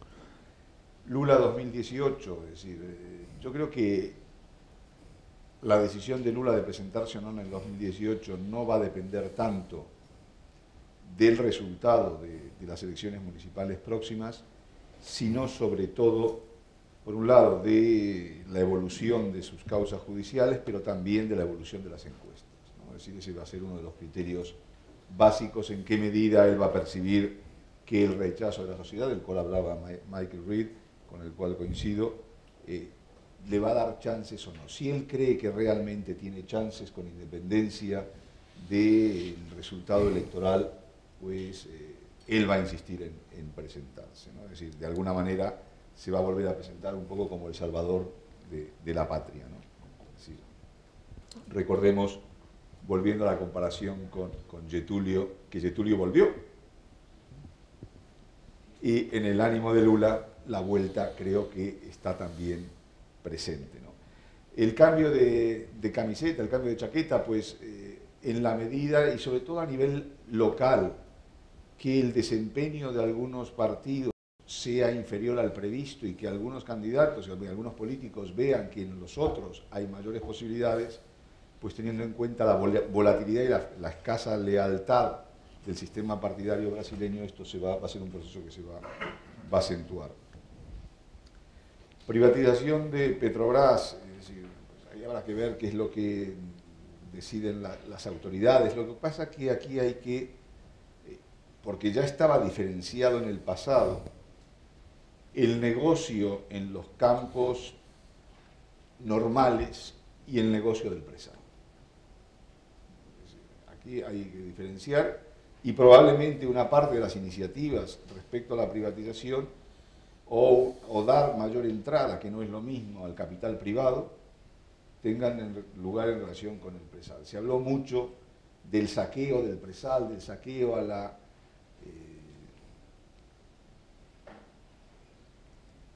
nacionalismo brasileño, a la propiedad brasileña en relación con esto, pero si el presal últimamente ha perdido la importancia que tenía es por la evolución de los precios del petróleo y no por otra cosa. Y radicalización del PT evidentemente es un riesgo. Es decir, en las fases iniciales del impeachment, el PT creo que fue demasiado lejos, luego hubo una cierta reflexión sobre el discurso que se estaba empleando y que es verdad, el discurso radical lo volvía a sintonizar con sus propios militantes y con los movimientos sociales, pero le estaba haciendo perder el apoyo de buena parte del electorado urbano y de esas clases medias emergentes de las que había hablado Carlos Alonso. Carlos. A ver, BNDES. Yo completo, una anécdota. La última vez que tuve ocasión de negociar con el BNDES, me acompañaba un ministro español y gente de la embajada y algunas empresas, tenía que ver con el tren de alta velocidad Sao Paulo-Río.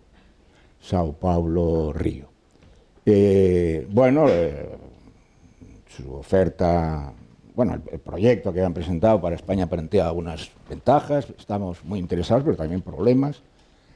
Y entonces, tratábamos de que la financiación por parte del BNDES fuera más grande, porque esto nos aliviaba y además nos daba garantías y tal.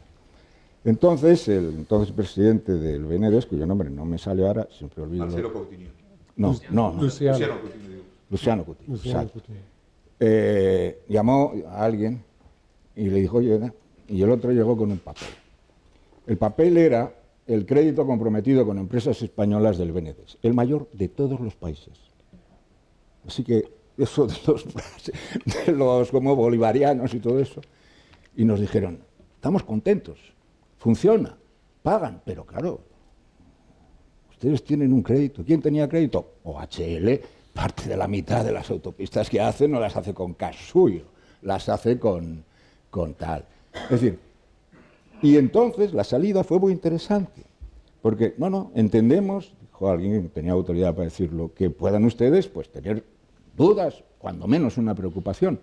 Les invitamos a que vengan a visitar cada una de estas empresas que están aquí, que son sus acreedores, sus deudores, y bueno, pues sacan un criterio y al final nos dicen si esto es motivo de preocupación o si por el contrario están ustedes dispuestos a poner más dinero. Pragmáticos, una vez más, dejemos de pintar de ideología lo que tiene muy poco. El BNDES es un banco que tiene más reservas que el Fondo Monetario, que el Banco Mundial y el Banco Interamericano de Desarrollo juntos. Esto es el BNDES de Brasil. Más que el Banco Mundial y el Banco Interamericano de Desarrollo juntos. Los dos grandes bancos de desarrollo con sede en Washington. El BNDES. Entonces, ahora, ¿cómo lo van a usar? Francamente, yo no lo sé. Ahora, ¿qué movimientos harán? Pero quiero decir, es un banco centrado en lo que he dicho antes. Brasil tiene que industrializarse. Vamos a ver cómo cooperamos. Petróleo, lo que ha dicho Carlos. No es lo mismo los contratos a riesgo, cuando tú contratas con un país la posibilidad de pinchar y es a riesgo, porque no se sabe si va a salir o no. Ese es un tipo de contrato que cuando se ha descubierto un campo, que sabes que aquí o allá, pero en fin, que allí hay petróleo, entonces es distinto. Cuando se descubrió el presal, pues había, antes había muchos contratos a riesgo, en los que estaba España, Repsol, en varios casos, y luego cuando se descubrió el presal, el gobierno brasilero revisó la legislación y dijo, no, aquí ahora ya no puede ser igual que antes, porque si yo lo dejo pinchar aquí es seguro que sale, o sea que, en fin, ya no usted corre un riesgo compartido conmigo, en fin, sus cosas. Punto de vista español. Oye, a los de Repsol, ¿cómo veis esto? A nosotros no nos interesa. No vamos a ir ahí porque lo que tenemos ya está seguro, está bien y además no llegamos a poderlo explotar todo todavía porque tenían dificultades de inversión y tal y cual. Así queda el asunto. Pero es que hay algo muy serio.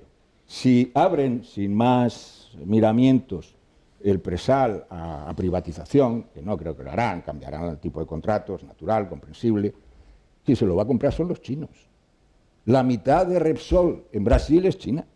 Cuando China hizo la oferta de ampliación de capital, 3 semanas después recibió una carta diciendo que toda la ampliación se queda a China. Aquello, bueno, todas las sillas se movieron. Bueno, se habló con los chinos, dijo, bueno, pero ¿y estos ustedes qué quieren? Tal. Repsol Brasil es Repsol Brasil Chinopec, ¿no? ¿O cómo se llama? Chinopec. La mitad de Repsol Brasil es China. Los chinos, bueno, como les dejen entrar tranquilamente a comprar petróleo en Brasil, pues van a entrar en masa, sencillamente. Los brasileños tendrán que ver. El problema de Brasil es industrializarse y también no vender sus activos malamente. Es difícil, para eso están los gobiernos de verdad. ¿Qué más había? Nada. Pues la reacción populista o el riesgo de radicalización del PT. No, de verdad. El problema del PT no es si se va más a la izquierda o más a la derecha. Paso. ¿Cómo consigue estar al mismo tiempo en el corazoncito paulista, compañía, y en el nordeste?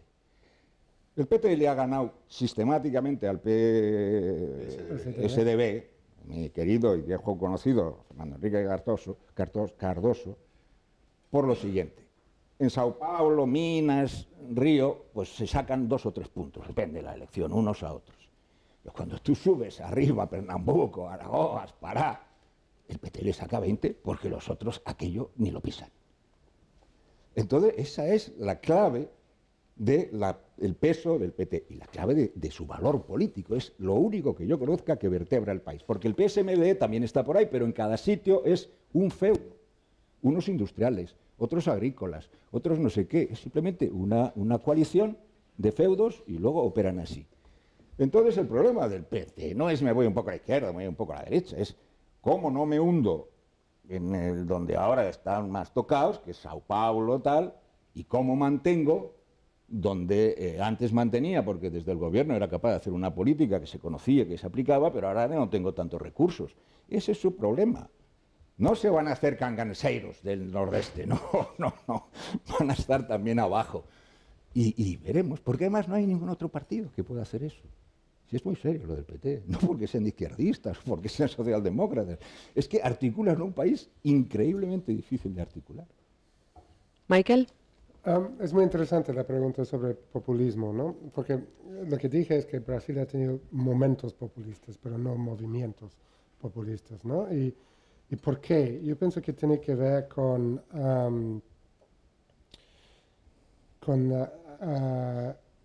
el hecho que Brasil estructuró un Estado y un sistema político que nunca ha entrado en colapso como en Venezuela. O sea, siempre ha sabido administrar las crisis y las dificultades. Y hay esta frase en Brasil, empurrar por la barriga, que es en inglés to muddle through, ¿no? O sea, y eso tiene que ver con el pragmatismo también, ¿no? Ahora, es interesante que esos movimientos o movilizaciones, no movimientos, movilizaciones populares inmensas en las calles en 2013 y después en 2015 no se han convertido en un movimiento organizado. Hay un nuevo partido libertario,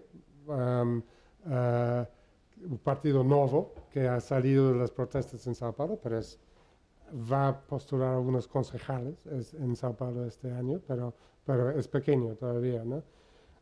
Pero sí hay unos liderazgos populistas, como Ciro Gómez, por ejemplo, que ha estado, bueno, cercano al PT, pero y tiene un discurso como populista, antipolítico. Hay gente en el PSD, João Doria, que puede ser elegido alcalde de Sao Paulo para el PSDB, tiene un discurso bastante antipolítico, porque hay un estado de ánimo en Brasil muy antipolítico en este momento. Y eso es lo que preocupa, ¿no? Ahora, la pregunta sobre Lula y Getúlio, sí. Para mí, la tragedia de Lula es que decidió, finalmente se reveló que sus grandes ídolos en la historia política brasileña eran Getúlio y Geisel. Geisel, el presidente militar, contra lo cual irrumpió en la escena política como el dirigente oficial de una huelga oficial por un sindicato, pero no oficial, ¿no? Contra los sindicatos oficialistas, ¿no? En la época del gobierno de Geisel, ¿no? Que lo mandó a la cárcel por un mes, ¿no? Pero el nacionalismo y el cooperativismo, ese modelo brasileño de nacional desenvolvimentismo, como lo llaman, desarrollismo nacional, ¿no? Es lo que él adoptó, o sea, en menor grado, pero lo adoptó. Por eso el uso del BNDES para crear campeones nacionales, empresas brasileñas multinacionales, porque él y su grupo pensaron que eso era importante si Brasil iba a ser un gran país. Geisel había hecho exactamente lo mismo, ¿no? Entonces, el BNDES se hizo un banco tan grande, ¿cómo? Con cheques del Tesoro que aumentaron la deuda pública en unos 10, 12 puntos del PIB y que Brasil está ahora empezando a repagar. Los contribuyentes brasileños están repagando estos favores que se dio a Odebrecht, a JBS, una empresa de carnes para comprar un concurrente en Estados Unidos. ¿Qué tiene que ver con el desarrollo social de Brasil eso? Mucho, para empezar el empleo. En Estados Unidos. Entonces el BNDES va a volver va a hacerse más enxuto, como se dice en Brasil, más pequeño. Pequeña, gracias. Y va a volver a su función básica, histórica, de financiar la infraestructura y algunos programas de financiamiento industrial y de innovación. Yo pienso que sí, el PT se va a radicalizar. O sea, ¿qué pasa? Para Lula, ser derrotado por Fernando Henrique Cardoso, que era su amigo, o sea, el origen, bueno, tú hablaste un poco de Macbeth en Brasilia, ¿no? El traidor, ¿no? Yo pienso que la tragedia de la política brasileña moderna fue que en Sao Paulo, el movimiento en Sao Paulo contra la dictadura dio lugar a dos partidos modernos y no uno. Uno era el PT y el otro era el PSDB, que en sus orígenes era un partido socialdemócrata, ¿no? Moderno, ¿no? Entonces, Lula decidió, después de ser derrotado 2 veces por Fernando Henrique, convertir la política brasileña en una batalla entre el PT y el PSDB. Entonces, para eso agarró cualquier aliado que podía, empresarial, político, traidor, lo que sea, ¿no? Corrupto, lo que sea, ¿no? Entonces, y eso envenenó mucho la elección de 2014, porque Lula sabía que iba a ser muy difícil para el PT ganar en 2014, después de las protestas de 2013. Entonces, radicaliza la campaña, ¿no? Yo pienso que es interesante, porque el PT, hasta la elección de 2016, su baluarte estaba en la parte más moderna del país, en el sureste. Se va al nordeste con Lula y con Bolsa Familia, ¿no? Y eso es su reducto ahora. Va a quedar ahí, va a quedar con los movimientos sociales y no va a desaparecer. Ahora, ¿cómo vuelve a ser electoralmente competitivo a nivel nacional? Eso es un desafío para una dirigencia post-lulista, probablemente, ¿no?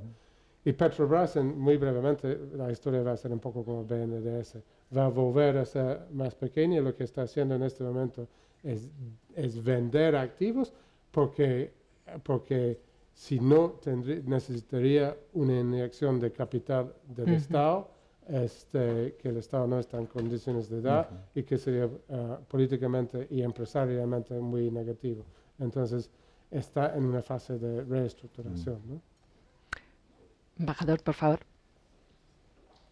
Aquí. Sí. No, viene. Ya viene. Sí. Gracias. Gracias, Alicia. Bueno, en primer lugar, solo para aclarar que evidentemente era una broma cuando dije que no debería haberme invitado. Evidentemente le hace una provocación de hablar en el sentido de aclarar un poco las cosas como nosotros en el gobierno la vemos, ¿no? En primer lugar, hay que aclarar a todos los presentes que la carrera diplomática de Brasil es una carrera de Estado, no es una carrera de... No, creo que no se oye bien. No se oye. Sí, en primer lugar, aclarar que la carrera diplomática Sigue. de Brasil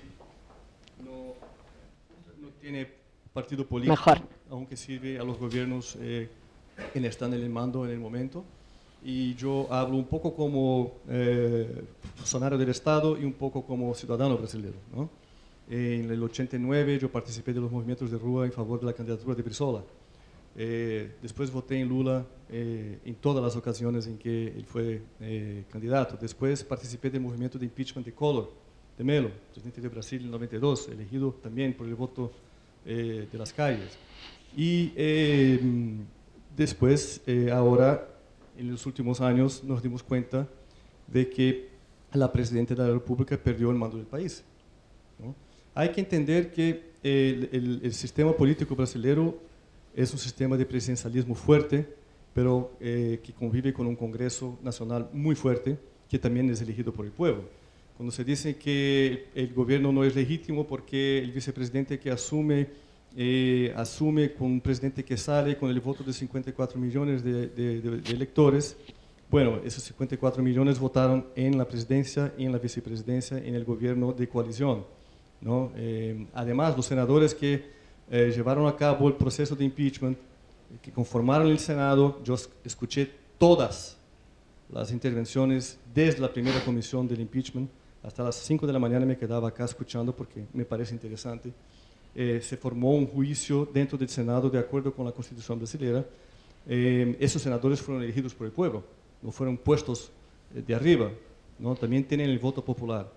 Dilma perdió el mando del país porque sufrió la tormenta perfecta.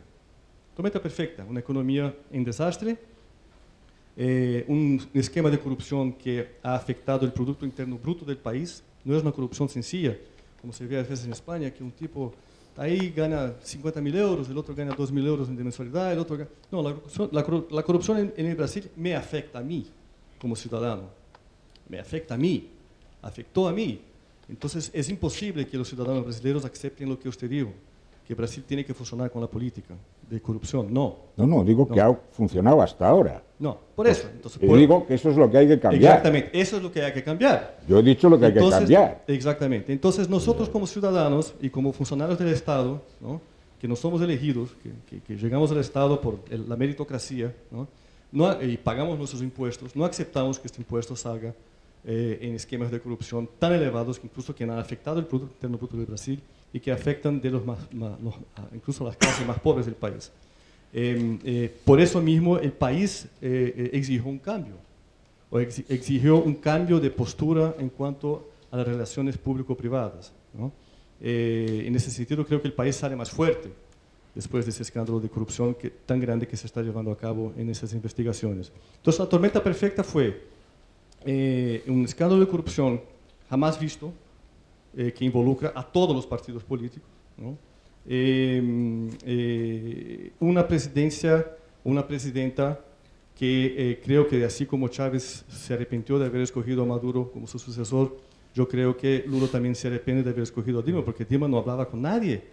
Y no es posible que el presidente de la República no negocie con nadie, no hable con nadie, incluso con su propio gabinete. Se sabe que la presidenta Dilma no hablaba con su gabinete de ministros durante 2 o 3 años. Tuvo una reunión de ministros. No trataba a todos a patadas.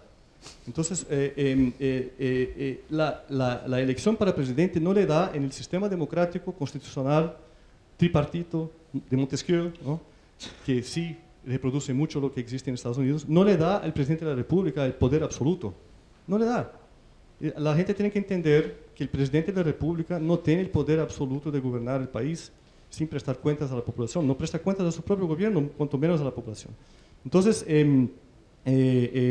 Dilma no era, como se dice en inglés, fit for the job, no tenía la característica para conducir el país. Respetamos su trayectoria política, su historia política, pero como presidenta de una nación, ella pagó el precio de su incapacidad de dialogar con todas las esferas del gobierno, ¿no?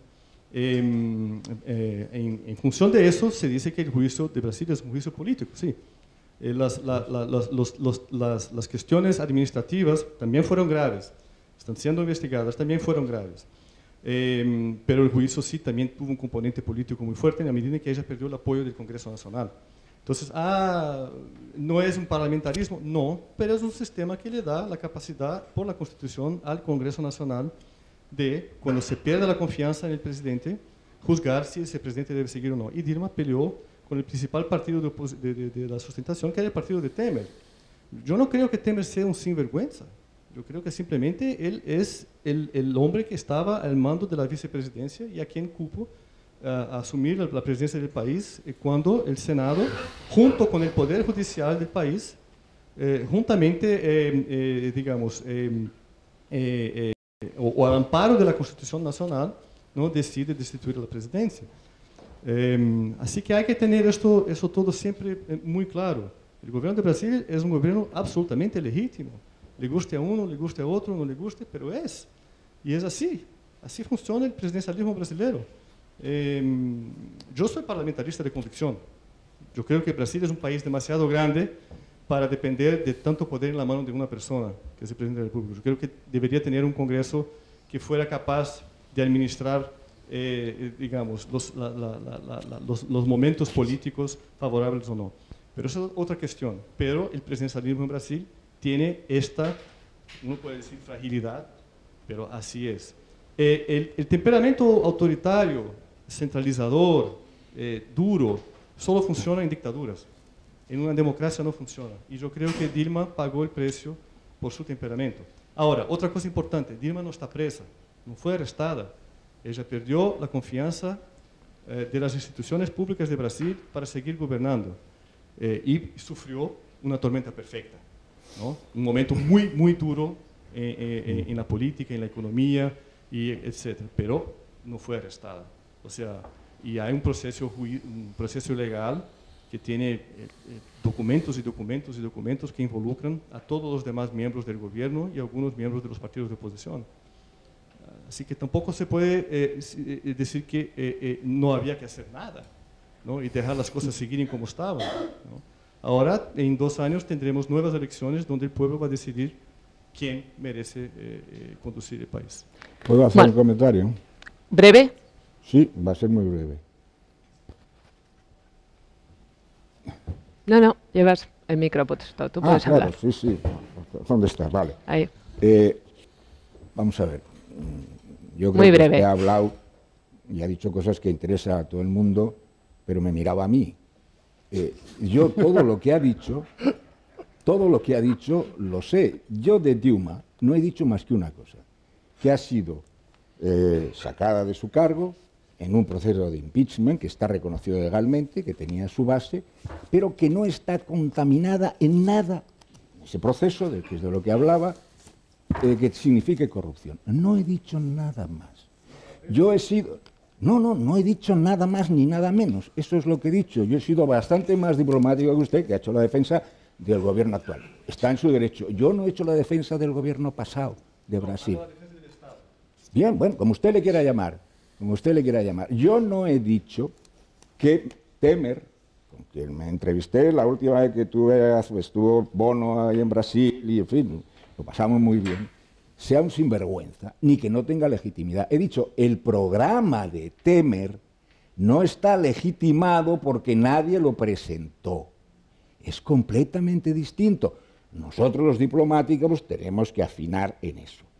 Yo lo he dicho, claro, lo he dicho con una vehemencia que a usted le ha parecido que podía tener un impacto que debería corregir, y ha hecho muy bien. Todo lo que usted ha dicho sobre el sistema brasileño, bicameral, yo no he hecho juicios de si Dilma era autoritaria o no. Yo no sé si se reunía con su ministro. Yo solamente me he reunido 2 o 3 veces.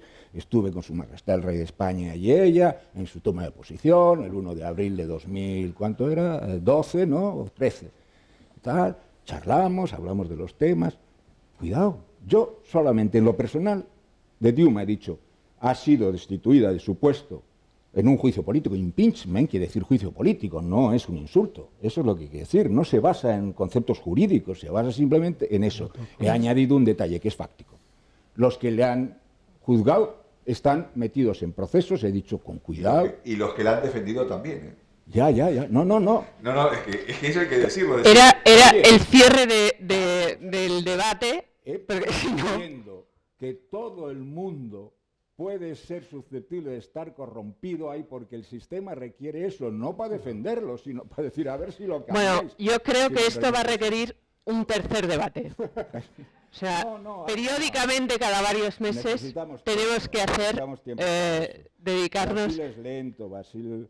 Bueno, todo en política no pasa de un día para otro. Entiéndalo que en modo alguno. Yo he puesto he dicho un hecho. Yo llegué y descubrí que la mayoría de los 2 parlamentos, es obvio que ahí no se salva a nadie, estaban procesados. Y dije, ¿cómo funciona esto? Pero si la embajada española estaba procesada también, nos contó. Entonces, es que es un país donde se enjuicia bastante. Nosotros tuvimos un proceso, no en mi época, posteriormente, por un asesinato, pero que no tiene nada que ver con los procesos brasileños. Bueno, yo creo que de momento hoy ha llegado hasta aquí, pero hay material para seguir debatiendo, que espero que el Real Instituto Elcano nos vuelva a dar la oportunidad de escuchar a estos panelistas tan interesantes. Muchas gracias. Muy bien. Muchas gracias. Un último que has dicho que me ha sorprendido.